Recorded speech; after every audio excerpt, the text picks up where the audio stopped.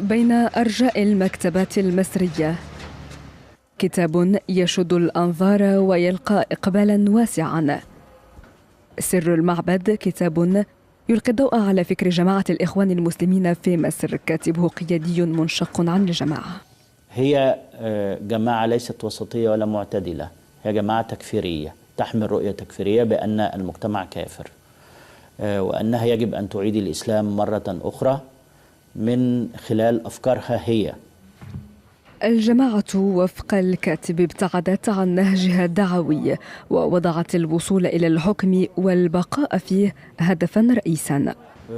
وهي تؤمن بأنها يجب أن تتغلب على القوى الأخرى وأن تقوم بتنحيتها. ليست هناك عندهم حاجة اسمها أن يتشارك كل أفراد المجتمع بكافة التنوعات في العمل. في كتابه سر المعبد يتحدث ثروة الخرباوي عن اتصالات يصفها بالسرية بين الإخوان المسلمين ونظام الرئيس السابق حسني مبارك. مش أبدا يخدع الشعب المصري ويقول له إن دول كذبوا عليك أو ضحكوا عليك.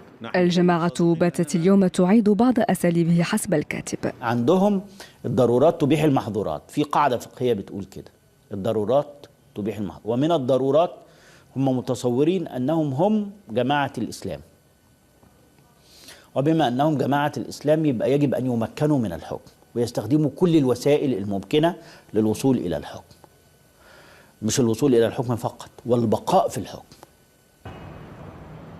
داخل الجماعة شخصيات قيادية كثيرة لم تسلم من انتقادات كتاب سر المعبد. في الصفحة المتعلقة بالرئيس المصري الحالي محمد مرسي أوصاف من هذا القبيل: رجل سطحي غير مثقف، شخصية تنفيذية بقى في التركيبة الشخصية بتاعته، شخصية تنفيذية بمعنى أنه هو عاش عمره كله أداة في التنفيذ، ينفذ، تأتي إليه الأوامر من قيادات الإخوان فينفذ. وبالتالي على المستوى الشخصي والإنساني قد أكون سعيدا ألا أقدم له ترشيح لرئاسة الجمهورية.